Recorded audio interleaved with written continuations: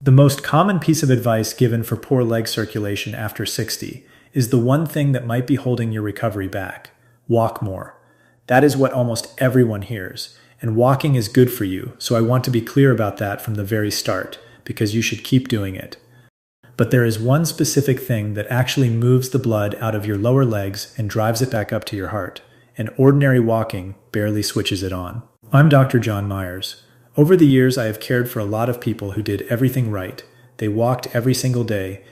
They propped their legs up on a pillow at night. They wore the compression socks their doctor handed them, and they still sat down across from me with cold feet, ankles that ballooned by the evening, a burning ache in the calves, and that scary, unsteady feeling when they stood up too fast. They were doing the work. The problem was not budging, and they could not understand why. Here is what no one had ever sat down and explained to them. Poor circulation after 60 is not a small annoyance you simply live with. When blood stops moving well through the legs, small cuts and sores heal slowly, they turn into infections, and in the worst cases, people end up losing toes or a foot. It is also one of the earliest warning signs that the heart and the arteries themselves are under strain. By age 70, close to 1 in 5 adults has what doctors call peripheral artery disease, which is a narrowing of the arteries feeding the legs, and most of those people have no idea they have it yet, so this is worth understanding properly. And before you click away because you assume you already know all of this, walk more, put your feet up, drink your water, give me 2 minutes, because the reason your feet are still cold at night has very little to do with how many steps you got today. It comes down to a single muscle that most people never think about even once. And once you know how to switch it on, the fix is far simpler than you would ever guess. Let me tell you what that muscle is: your calf.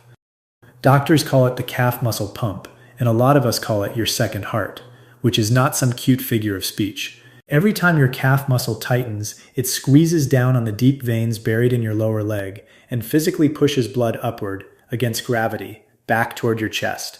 Tiny one-way valves inside those veins snap shut behind each push so the blood cannot fall back down. That is the pump. That is your second heart working every time you take a step. The trouble is what happens to that pump after 60. The vein walls get weaker and stretchier. Those little valves start to leak. And the calf muscle itself shrinks and loses power, especially if you spend a good part of your day sitting, which most of us do. So the pump slows down, and when it slows, blood stalls at your ankles instead of climbing. The swelling gets worse. The feet get colder.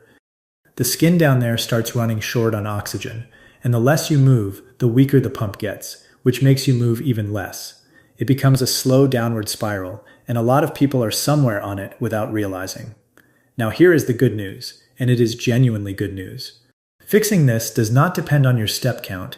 It depends on a handful of very specific movements that physically push the blood back up where it belongs. I am going to walk you through 5 of them, in order, counting down from 5 to 1. Each one does something the one before it could not. And I am saving the single most powerful movement for the end, the one exercise that vascular rehab programs all over the world lean on more than any other to get blood flowing again after 60. If you only take one thing away from this whole video, it is going to be number 1. But you will understand it far better if we build up to it together. One quick thing before we start the countdown, because it matters to me that you hear it. Everything I am about to show you is one piece of a much bigger picture, the small daily habits that quietly decide whether you are still walking strong at 80 or reaching for a cane at 70. So I took everything I tell my own patients about staying mobile and independent in these years, and I put it into one simple plan. It has already helped thousands of people live their best life after 60. If you want it, the link is right there on your screen. You do not need to write anything down, and I will never make you sit through me reading a web address out loud. Now, before the movements, let me tell you about someone. I am going to call her Lorraine, and she is really a blend of several patients I have cared for over the years, so no one's privacy is on the line. Lorraine was 71, sharp as a tack, still driving, still hosting her grandkids on Sundays.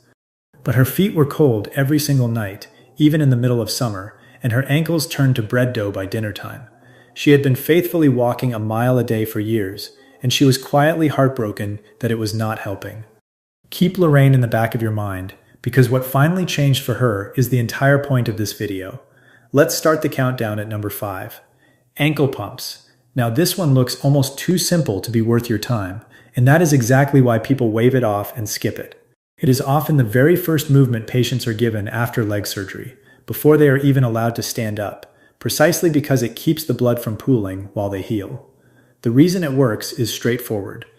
When you flex your foot up and then point it down, your calf contracts and relaxes, and that motion squeezes the veins and moves the blood that has been sitting stagnant around your ankles. A 2025 review in the Journal of Orthopedic Surgery and Research gathered up 16 separate randomized trials and found that simple ankle pumping improved blood flow back up the leg and brought down lower leg swelling in older adults, with no standing and no walking required at all. The whole key is to do it slowly, with control, and to do it often. To do it right, sit in a chair with your feet flat on the floor. Lift your toes up toward your shins while you keep your heels planted down, then reverse it. Press your toes down into the floor and lift your heels up, the way you would ease onto a gas pedal, slow and deliberate. That is 1 repetition. Aim for 20 to 30 of them, 2 or 3 times a day. You can do this while you watch television, while you read, while you sit at the kitchen table waiting for the kettle. It costs you nothing but a few minutes. Think about how much time you spend sitting, in the car, at meals, in your chair in the evening. All of that is time your pump is switched off and blood is settling in your feet. Ankle pumps switch it back on without you even getting up. Walking runs on momentum. You fall forward and catch yourself over and over, and honestly your calves barely get a full squeeze out of it. Ankle pumps make the muscle genuinely contract and push. That means warmer feet, less swelling, and less pressure on those fragile veins.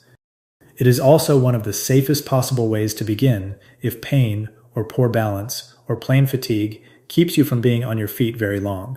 But ankle pumps only wake the system up. The next movement goes after the bigger muscles higher up your leg. Number 4, the seated leg lift. And if you are thinking that sitting down must make this an easy one, your legs are going to tell you a very different story about 10 seconds in. When you straighten your leg out in front of you and hold it there, you fire the big muscles across the front of your thigh and the muscles at the front of your hip. Those are the exact muscles you rely on to stand up out of a chair, to climb a flight of stairs, to catch yourself when you start to go down. And when they contract, they press on the large veins running up through your thigh and help drive blood out of the leg. Regular walking barely challenges those muscles enough to slow the loss that comes with age. This matters more than most people realize, and here is the piece that makes it click. Geriatric doctors track something called gait speed, which is simply how fast you walk. They call it the 6th vital sign, right up there with your pulse and your blood pressure, because how fast you walk turns out to predict your fall risk, your independence, and even how long you are likely to live. When walking slows down, it is often one of the very first signals that the body is quietly losing ground. Strengthening the muscles that carry you is exactly how you defend that ground. So here is how you do it. Sit up tall in a sturdy chair with your back pressed against the seat and both feet flat on the floor. Slowly lift one leg straight out in front of you, keeping the knee as straight as is comfortable for you. Hold it there for 2 seconds, then lower it back down slowly, without letting the foot just flop to the floor. That is 1 repetition. Do 10 to 15 on one leg, then switch to the other side. The detail nearly everyone misses is the back. Keep it firmly against the chair so you cannot cheat by rocking and using momentum. That is what forces the right muscles to actually do the work, and that is where the circulation benefit comes from. As this starts to feel easy, add a little resistance. A light ankle weight or a resistance band looped around your foot. Even 1 or 2 pounds makes a real difference. Muscle responds to gentle, steady load at any age, and older adults very often improve faster than they expect, simply because they are starting from further back. This movement builds the strength that keeps you walking, and it moves blood through the upper leg in a way that ankle pumps alone can never reach. But even strong thighs will not protect you if your balance system is not firing the way it should. And that is exactly where we go next. Number 3, the supported calf raise. This is the movement that trains your circulation and your balance at the very same time, and balance is the thing that quietly decides whether a person keeps their independence or slowly loses it. The National Institute on Aging is very clear on this point. Keeping your lower body muscles strong is one of the best things you can do to hold on to your mobility as you get older, to keep rising out of chairs, off the couch, up the stairs, without needing a hand. And your calves sit right at the center of that. Every time they contract, they squeeze those deep veins and force blood upward against gravity. Weak calves mean blood pools, swelling climbs, and your balance reactions get a little slower, so an ordinary stumble is far more likely to turn into an actual fall. Let me pause for just 1 second here, because I owe you a small favor ask, and this is a natural spot for it. If any of this has been useful to you so far, please subscribe, tap the like button, and leave me a comment telling me which of these 5 movements you are going to start with today. I read every single comment that comes in, and it honestly shapes what I make next for you. That is it. Now, back to your calves. To do a supported calf raise, stand behind a sturdy chair or at a kitchen counter and rest your hands on it lightly for balance. Feet about hip width apart. Rise up slowly onto the balls of your feet, lifting your heels as high as is comfortable. At the top, pause for 2 or 3 seconds and keep your eyes looking straight ahead rather than down at your feet. Then lower yourself slowly, taking a full 3 seconds to come back down. That slow tempo and that little pause at the top are where the real work happens. It makes your calf muscles and your balance system fire together, which is the precise thing your body has to do when you catch yourself mid-stumble. Start with 10 of them. Build toward 20 or 25 as you get stronger. Over just a few weeks, this one movement improves your ankle stability, your circulation, and how fast you react, all at once. And it does all of that without pounding on your knees or your hips. For a lot of the people I have cared for, this is the one that first made them feel genuinely steady on their feet again. But standing on 2 feet is the gentle version. The next movement takes one of them away. Number 2, the single leg stance hold. Now before you wave this one off as just balance and nothing to do with your blood, let me give you the number that made me take it completely seriously. Back in 2022, researchers publishing in the British Journal of Sports Medicine followed more than 1,700 adults for several years. They found that the people who could not stand on one leg for just 10 seconds had an 84% higher risk of dying over the years that followed, compared with the people who could hold it, 84%. And here is the part that stops me every time. Among adults in their early 70s, fewer than half of them could pass that simple test. A 10-second balance check told those researchers more about the road ahead than almost anything else they measured. You can actually try this one right now, carefully, with a counter or a solid chair right next to you. Stand up tall, put one hand near something you can grab, lift 1 foot an inch or 2 off the floor, and see whether you can hold it steady for 10 seconds without grabbing on. That is the test, and it also happens to be the exercise. The reason it does so much for your blood flow comes down to time. The instant you stand on one leg, your calf, your ankle, your hip, and your core all have to contract and keep contracting to hold you upright. That sustained squeeze keeps the pump running the entire time, pushing blood up instead of letting it settle back down into your foot. Ordinary walking never asks for that. You are on one foot for a split second, and then you are off it again. Standing on one leg forces the pump to stay switched on, and this is the spot where circulation and fall prevention completely overlap. When balance fades, people move less. When movement drops, blood flow slows, swelling rises, the feet ache more, confidence drains away, and that is the very spiral we talked about at the start. To train it, stand next to a counter or a wall with one hand resting lightly on it for safety.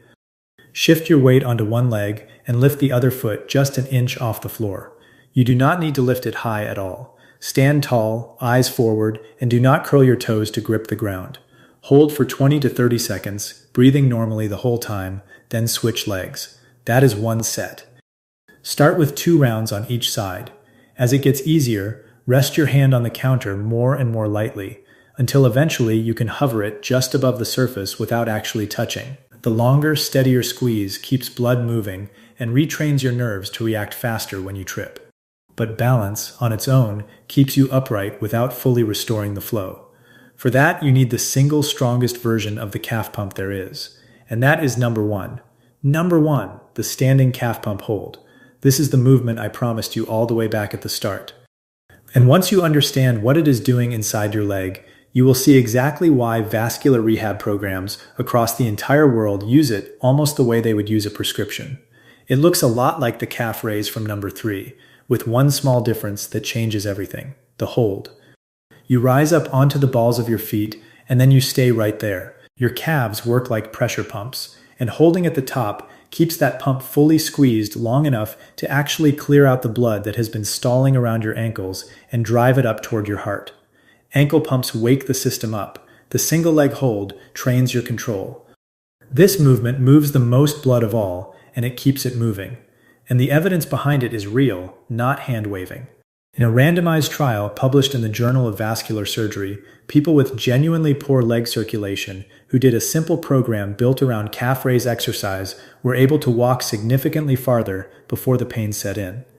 Their pain-free walking distance improved by dozens of meters and their total walking distance by close to 100 with no medication and no machine involved anywhere. That is the calf pump, doing the job it was built to do. Here is how to do it safely. Stand behind a chair or at a counter, hands resting there for your balance, feet about hip-width apart.